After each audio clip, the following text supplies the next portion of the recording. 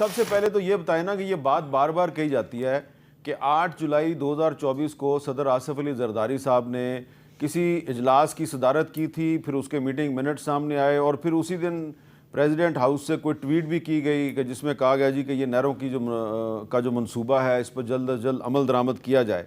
बज़ाहिर इसकी chief minister Sindh Murad Ali Shah साहब इसकी कंट्राडिक्शन कर चुके हैं, लेकिन ये इल्ज़ाम जो है वो ख़त्म नहीं हो रहा। ये मुस्लिम लीग नून के सेनेटर इरफान सिद्दीकी साहब भी लगा चुके हैं और अब निसार जाट साहब दोबारा लगा रहे हैं। सर मैं अब इनको क्या कहूँ, प्रेसिडेंट हाउस में कई मीटिंग्स होती हैं जी रोज़, और वो इसलिए नहीं होती कि उस पर कोई सदर साहब से डिसीजन लेना होता है। कई मीटिंग्स तो उनको ब्रीफिंग दी जाती है, कई चीज़ों के ऊपर उनको उनसे राय ली जाती है।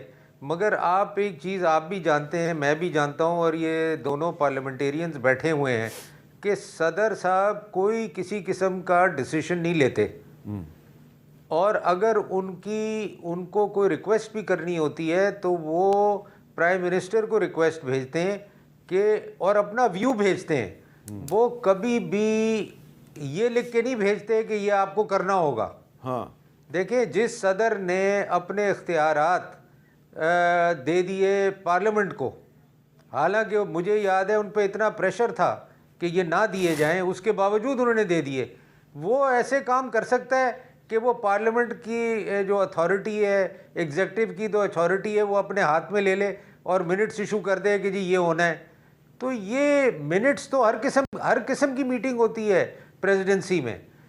तो ये उसका ये पॉइंट ऑफ व्यू ले लेना कि जी उन्होंने ये डिसीजन दे दिया और अब इसको इम्प्लीमेंट करना है, मैं इससे बिल्कुल डिसएग्री करता हूँ। और आप भी सदर साहब को बड़ी अच्छी तरह जानते हैं, वो इस किस्म के ना काम में शरीक होते हैं, ना वो इस किस्म की डिसीजन देते हैं। अच्छा तारिक फजल चौधरी साहब, फ़र्ज़ करें कि सदर साहब को एक ब्रीफिंग दी गई या एक इजलास था तो उसमें उन्होंने फ़र्ज़ करें कि उन्होंने यस कर भी दिया, उसकी क्या आइनी अहमियत है? उसकी तो कोई आइनी अहमियत नहीं है। देखिए मेरे साहब, जो इन तमाम इश्यूज़ के ऊपर, जैसे मैंने निरसा एक्ट का आपको हवाला दिया और मैंने आपको कहा कि तमाम जो वसाइल हैं सूबों के बशमूल पानी के, उनकी तकसीम का तरीक़ाकार सूबों में मौजूद है, हम उसी के मुताबिक जाएंगे। हमको प्राइम मिनिस्टर प्रेसिडेंट की किसी एक मीटिंग के हवाले से हम नहीं कहेंगे कि ये हतमी जो फैसला है वो उसी मीटिंग के हवाले से होगा।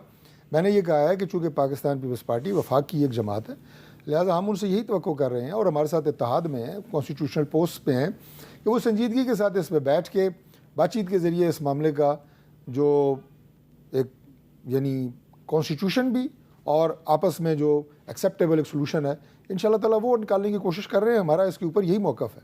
अच्छा, लेकिन मैं आपको सुनवाता हूँ जी, पंजाब की जो वज़ीर इत्तलात साहब हैं उन्होंने आज कुछ बात की है, और उससे पहले जो सिंध के एक वज़ीर हैं सईद गनी साहब, उन्होंने भी आज एक प्रेस कॉन्फ्रेंस की। ज़रा सुने क्या कह रहे हैं जी। बिलावल भुट्टो साहब ने मेरी पार्टी के बारे में बहुत तल्ख जुमले इस्तेमाल किए। जो किसानों का इशू है उसके ऊपर तड़का लगाया बिलावल भुट्टो साहब ने। आज बड़ा ख्याल आ रहा ना पंजाब के काश्तकार के कंधे पे चढ़ के सियासत करने का, पंजाब के किसान का तो यकीनन ख्याल आया, सिंध के किसान पे किसी ने बात नहीं की।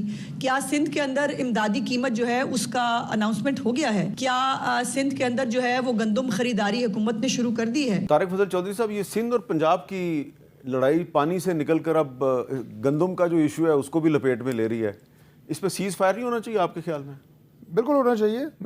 दोनों तरफ मेरा तो ख्याल है फायर ही नहीं होना चाहिए। हाँ, सीज़ फायर तो बाद वाला मरला है ना, हवाई फायर भी नहीं होना चाहिए। हवाई फायर भी नहीं होना चाहिए, क्योंकि देखिए मीर साहब, हमारे इश्यूज़ और बहुत ज़्यादा कॉम्प्लिकेटेड हैं, पाकिस्तान के मसाइल हैं, और इत्तेहादी हम जो हैं मिल के हम कोशिश कर रहे हैं कि पाकिस्तान को उस तरफ लेके जाएं जो इस मुल्क की लेकिन सही मंजिल है। ये समझाए ना कि एक तरफ राना सनाउल्लाह और शर्जील मेमन की गुफ्तगू होती है, वो इत्तेफाक करते हैं कि बातचीत करनी है। गवर्नर पंजाब जो हैं उनकी पीपल्स पार्टी के वफ्द के हमरा मरियम औरंगज़ेब से बात होती है कि जी हमने बातचीत से मसला रिजॉल्व करना है। दूसरी तरफ उधर से सईद गनी साहब प्रेस कॉन्फ्रेंस करते हैं, इधर से आपकी वज़ीर इत्तलात पंजाब की वो प्रेस कॉन्फ्रेंस कर देती हैं। कोई ऐसा लग रहा है कि दोनों जमातें जो हैं उनमें कोई डिसिप्लिन का फुकदान नज़र आ रहा है। देखिए मीर साहब, अब पॉलिटिकल पार्टीज़ हैं, अब मैं यहाँ पे बैठ के क्या बयान दूँ आपके प्रोग्राम में? ज़ाहिर है किसी ने मेरे कोई कनपटी पे पिस्तौल तो नहीं रखा मेरी जमात ने, कोई भी बात कर सकता हूँ। डेफिनेटली वो गवर्नमेंट की भी आप ये कहें कि नुमाइंदगी होगी, वो जमात की भी नुमाइंदगी होगी। तो मैं इन तमाम जमातों को ये कह रहा हूँ कि ज़िम्मेदारी के साथ अगर हम इन इशूज़ को लें, संजीदा इशू हैं, इसके ऊपर संजीदगी होनी चाहिए, पॉइंट स्कोरिंग नहीं होनी चाहिए और सेल्फ प्रोजेक्शन के लिए मामलात नहीं होने चाहिए। मैं तमाम जमातों की बात कर रहा हूँ, मैं किसी एक प्रेस कॉन्फ्रेंस की या किसी एक लीडर की बात नहीं कर रहा, और उसकी मुल्क को इस वक्त ज़रूरत है। हम तो अपोजिशन को अक्सर कहते हैं कि भाई आपके लिए सबसे बेहतरीन फोरम जो है वो पार्लियामेंट है, यहाँ पे आएँ, इश्यूज़ को उजागर करें, आपकी बात सुनी भी जाएगी और जो आप जायज़ हमें कोई तनकीद करेंगे, जायज़ मशवरा देंगे, वो हम सुनेंगे, इनकॉर्पोरेट भी करेंगे। ये तरीका होता है मुल्क को चलाने का। तो डॉक्टर निसार जट साहब, इस तरीके से तो जो तरीका तारिक फजल चौधरी साहब बयान करें, इस तरीके से तो सारे मसले हल हो सकते हैं। तो आप एग्री करते हैं इनसे? मीर साहब, ये जो गंदम काला मामला है, ना तो अपना वज़ीर इत्तलात का मामला है, ना सईद गनी का मामला है। हमने गंदम बीजी है, हमारी गंदम पे हमारी कास्ट आ रही है 4200 रुपये से ज़ायद एक मन के ऊपर, और हमें जो रेट दिया जा रहा है वो 2200, और जो कि मार्केट में 1900 हमें आड़तिये के बलबूते पे छोड़ दिया गया है। तो ये जुल्म और सितम का जवाब कौन देगा? ये सिर्फ हुकूमत ने नहीं जवाब देना, हुकूमत ने रेट नहीं निकालना, हुकूमत ने नहीं गंदम खरीदनी, हुकूमत को नहीं पता कि हमने बारदाना देना है। गंदम की कटाई शुरू हो गई है, अभी तक ना बारदाना है, ना कोई रेट है, आड़तियों के बलबूते पे छोड़ दिया। 4200 रुपये मन जो हमारी एक मन के ऊपर इन्वेस्टमेंट हुई है, हमें अगर 2200 रुपये में रेट दे दिया जाए, आड़तिया दे, और 1900 में हम बेचें, तो हम बताएं किधर जाएं? अच्छा, पंजाब का तो मामला ही नहीं है। पंजाब हुकूमत कह रही है जी कि ये गंदम का मामला सिर्फ आप पंजाब में उठा रहे हैं, सिंध में भी तो गंदम काश्त होती है, वहाँ पे क्यों नहीं किसान बोल रहा? क्यों नहीं बोल रहा? सिंध आबादगार वाले बोल रहे हैं सर, पूरे पाकिस्तान में बोल रहे हैं, सिंध वाले भी बोल रहे हैं, पंजाब वाले भी बोल रहे हैं। ये इनका काम ख्याली है।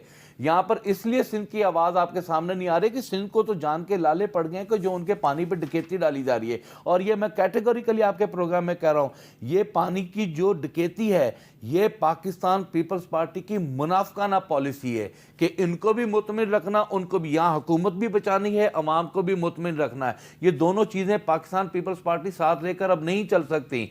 ये 26 आईनी तरमीम नहीं है, ये पीका एक्ट नहीं है, ये पानी का मामला है। और इसी तरह गंदम का मामला है। गंदम के मामले पर गवर्नमेंट ऑफ पंजाब और सिंध को अपनी पॉलिसी देनी होगी, बारदाना देना होगा, खरीदारी करनी होगी। अगर ये ना किया तो आप तो आम किसान की हुलिया बिगाड़ देंगे, और आम किसान तो जो है वो सड़कों पे आ जाएगा। आप यकीन करें, ये किसान जो होता है इसलिए गंदम की फसल को का इंतजार कर रहा होता है कि मैंने एक बेटी ब्यानी है, मैंने बेटा ब्याना है।